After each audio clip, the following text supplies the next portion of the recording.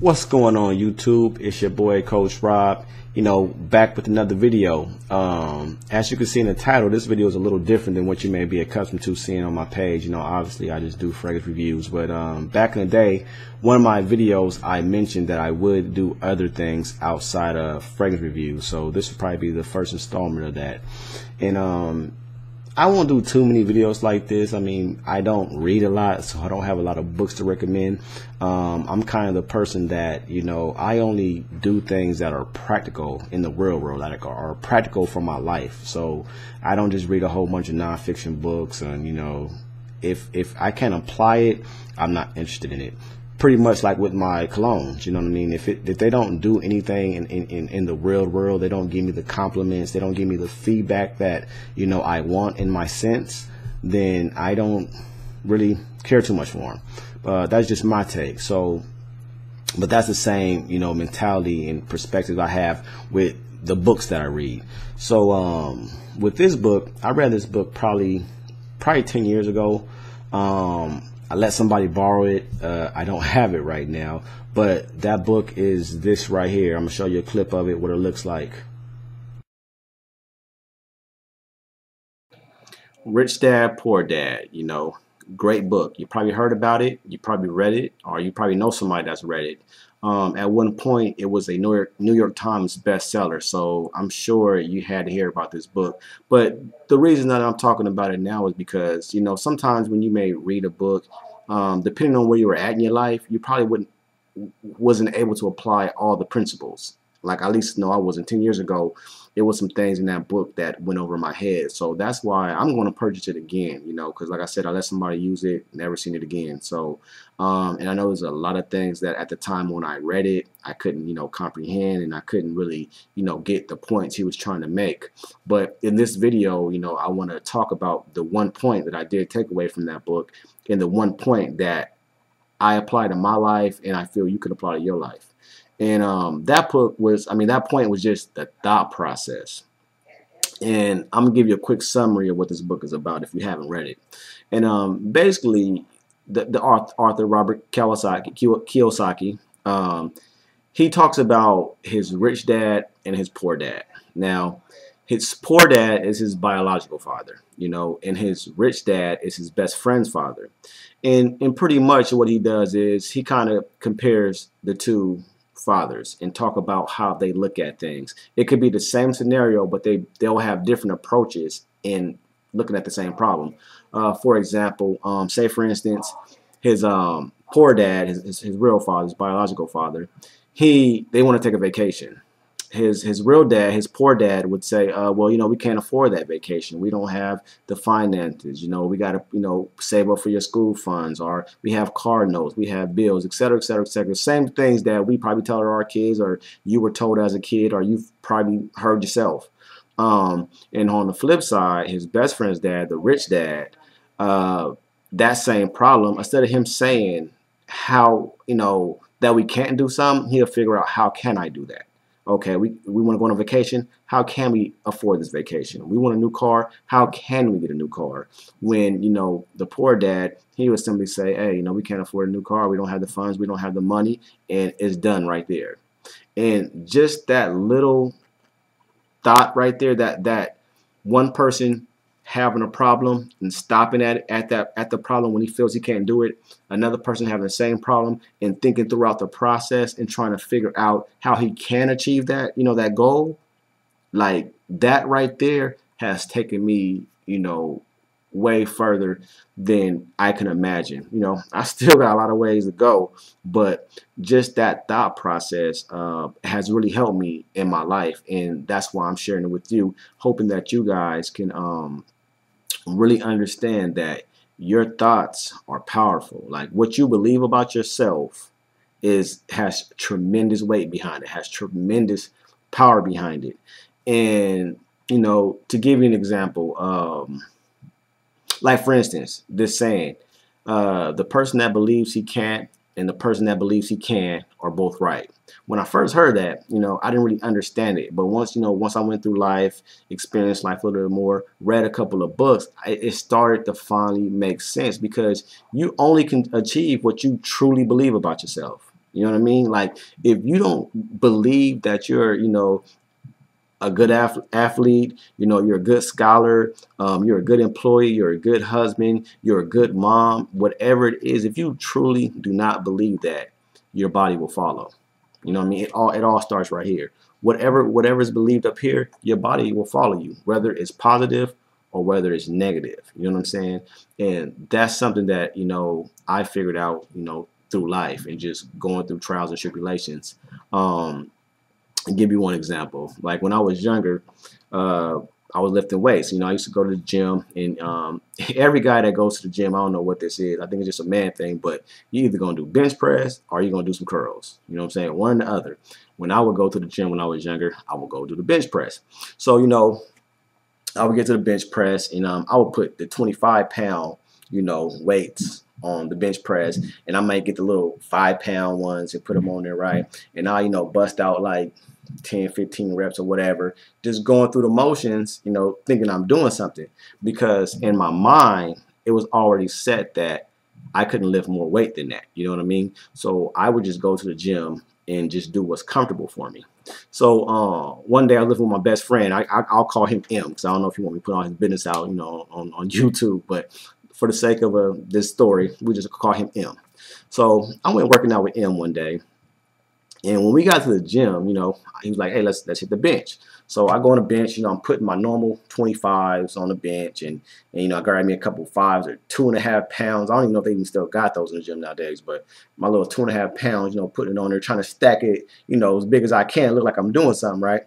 And he looks at me like, "The hell you doing, dude?" Like, he said, I only lift big wheels, man. Put them big wheels on. I'm like, man, what the hell is big wheels? You know what I'm saying? Some 45. We ain't lifting nothing under 45, dude. Put the 45s on each side. So I'm like, in my mind, I'm like, hell nah, man. That's 135, which is nothing, dude. But back in the day, 135 to me was like lifting the house. And so that's on my head. I'm like, man, I can't lift 135. You know what I mean? That's way too heavy. And he was like, look, dude. So he's putting on a 45, and eventually I go grab on the 45, and I put on one. So he was like, look, man, let's lift this. You can do it. And in my head, I'm like, dude, there's no way I can lift this. This is way too heavy. You know what I mean? I'm injuring myself. I'm going to stunt my growth. I don't know what, but when I was younger, I thought lifting heavy weights would stunt my growth or something. And that's I don't know if that's true or not, but that was my thing back then. Everything gonna stunt my growth. But if you got a short parent, you got a short dad, short mom, you ain't gonna be that tall, so it's irrelevant. But anyway, so I put the 45 on. He put the 45 on, so it's 135 on the bench at this point. And so he's like, I got you. I'm gonna spot you, man. Don't worry about it. So I put it on, and we count down our 3 or whatever. So boom, he lifts it off, right? So I have it up, and I'm like, once I have it up in my head, I'm like, damn, this is not as heavy as I thought it was going to be. But anyway, I got M with me. He going to spot me regardless of if it's too heavy. He going to lift it up. So, I'm going down, so I'm going down. And the whole time, he has his hands, under the bar. So he's going like this with me as I'm going down. And then he goes like this as I go up. So the whole time, I'm doing it. I'm hitting it. And I'm just looking at his hands as they go up and go down, right? And then I rack it back. I'm like, boom. He's like, see, I told you can do it. And I'm like, man, that was kind of heavy, man, but I wouldn't have been able to do it if you weren't here, man. You know what I'm saying? So you got to, work out with me every time to get my spot. And he's like, dude, I didn't even help you. I didn't even touch the bar. That was all you. And I'm like, what you mean that was all me? He was like, dude, I just put my hands under the bar, so in case you lost it, I would have been able to, to spot you. But the whole time in my head, I was thinking M was helping me pull the bar up. And he was like, nah, dude, that was all you. So right there at that moment, it didn't sink in all the way yet. But at that moment, I started to realize that, I was my biggest problem in the gym, because I had these defeating thoughts in my mind. Like, I was just looking at this weight like it was so heavy. I was putting so much on it that it was unnecessary, and that's what was killing me or killing my progress in the gym. And what he just showed me was that if you change your thought process, you'll be cool. And then after we did the 135, he's like, okay, let's put 225 on. So we went from 135 to 225, and I was like, hell no, it ain't no way I'm lifting that. But he was like, look, man, I'm gonna spot you, just take it off the bar and get used to it. So, I did that. That was hella heavy. That was like a car on me. There was no way I was lifting it, but I struggled with it. You know what I mean? And he spotted me and I got that up. And what I developed at that point was a mind muscle connection. And a lot of people may not talk about a mind muscle connection, but for me, basically what that is that your mind, once you believe it up here, once you believe in yourself and you believe in, things that you can accomplish, your body will eventually catch up and follow. And at that moment, what I learned was I knew it was way too heavy for me. I knew I couldn't do it, but I had the confidence to attempt it now. Now, when I approached the gym, I knew that, if I believed in my abilities that I would be able to do it, I can struggle with it, in a process, and just knew like in 3 months, 3 weeks, 4 weeks from now, I'll be able to lift it. You know what I'm saying? And that's helped me grow tremendously in the gym. And the only thing that really changed, it wasn't my physical ability. I didn't get stronger overnight or just have this new superhuman, genetics. It was just that I changed my thought process on the gym. You know what I mean? It all started with with my thoughts, and then later on in life, I started reading these books and I started finding a common, thread in these personal finance, these get rich books, these personal growth books is they talk about a lot about the way you think about things. You know what I mean? You only can achieve what you truly believe in yourself. If you believe you ain't good and you really believe you ain't good at something, those will be your results. You know what I mean? And same for the opposite. If you truly believe you are good at something, you will be good at it. Like you will follow that thought belief that's in your head, but you truly have to believe it. Another example of thoughts, and I'll end it at that one, man. I could talk about all kind of stuff all day, man. If you guys ever sit down and talk to me on the phone or be in my circle of friends, dude, we got all kind of stories. But anyway, another example, and this is for you guys out there that may be, scared to approach women, or I'm not gonna say scared, but nervous. But we've all been there, man. I'm gonna keep it real. This has been a point in my life to where I was nervous to go approach a girl or approach a woman, especially that the finer they were, the more the more pressure you feel. You put on yourself as a man to go approach these women. And a lot of you women out there may not realize that it's a lot of pressure to walk up to you, not knowing you, and start a conversation. It really is. But so it was me, my best friend M, you know what I mean? And I'm gonna call this my other boy Jay. You know what I'm saying? Jay is from Detroit. So any of you guys from Detroit out there, I don't know if you all have this gift that Jay does, but sorry about that. Jay has the gift of gab, right? So we all in the mall. When I was younger, we used to always go shop, get fresh for the weekend so we can hit the clubs up or whatever. So it's me, M, Jay. We walking in the mall, right? And my boy M, he sees this fine ass girl. He's like, look, man, that girl over there is fine as hell. That's probably one of the baddest girls I've seen in a long time. So my boy Jay, he was like, man, go talk to her. And my boy M was like, nah, man, I can't talk to her, man. She probably like taller guys. She probably like, guys rich. She want a baller, blah, blah, blah. All these self-defeating thoughts and excuses of why he couldn't go approach these women. You know what I mean? And my boy Jay was like, man, you don't know what she thinking. Just go talk to her. And M was like, nah, I'm cool. I'm good. I'm not tripping, man. I got girls anyway, man. I ain't even, whatever. I ain't tripping on her. So Jay was like, nah, okay, well, watch this. So to this day, man, I still think about this. Anytime, I'm in a relationship now, obviously, but anytime, like when I was single and I would see a woman, like the finest in the club, I'll go up and talk to her. And if I was hesitating, if I got nervous, I thought about this story that I'm about to tell you guys right now. So Jay, he walks up to this girl, and so me and M, we looking back like, look at this dude, man. So he goes over there. I see him talking and stuff, and then she starts loosening up, and she starts smiling, and he's smiling, and he laughing and stuff. And then he pulls out some paper out of his pocket. Oh yeah, this is an old story, guys. So back in the day, we didn't have cell phones and all these iPhones to put numbers in. Me and my boy, we carried phone books. We called them black books. We carried black books everywhere we go. We had a black book and we had a pen. So when we getting at girls, we write their numbers in our little phone books. You know what I'm saying? But our paper, bubblegum wrappers, receipts, anything we can write on, we always had on us because we didn't have all that technology back then. This was like 97, 98-ish. This story I'm telling you guys. But anyway, so Jay's talking to this girl. He pulls out his paper. You know, he writes the number on there or whatever, and you know what I mean? So she goes about her way, and then he comes back, and we like, damn, man, you know what I'm saying? You got the number, dude. Like, damn, like, what, you know, what did you say to her? Like, what you say? How'd you get her number? And he was like, man, I just went up there and talked to her and asked her who she was and told her who I was, and we just was talking and, you know, asked her for her number, and I got it. And we like, wow, that's crazy. So Jay, he turns to M. He said, man, and I'm never gonna forget this woman's name because I was amazed by this. You know what I'm saying? And he was like, her name was Veronica, and he was like, here go Veronica number right here, man. Talking to M, and my boy M like, wow. And he said, you know what? But I don't even want it. Rips the number up and throws it on the floor. And me and him like, dude, what, you're crazy, dude. You just got her number, man. She fine, blah, blah, blah, blah. What you throw it away for?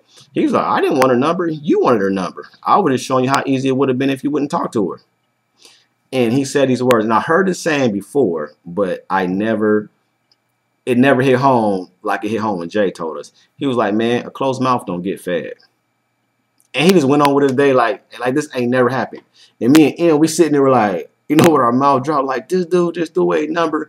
But what I learned at that point in my life is that, you know, you can't defeat yourself before you even attempt something. You know what I mean? And that's what my boy M did. He defeated himself mentally. So no matter what, even if he would have got up the courage to go talk to this lady, he already told himself he's too small, he's not muscular enough, he don't have enough money, she may not like his shoes, whatever he told himself, he's already defeated.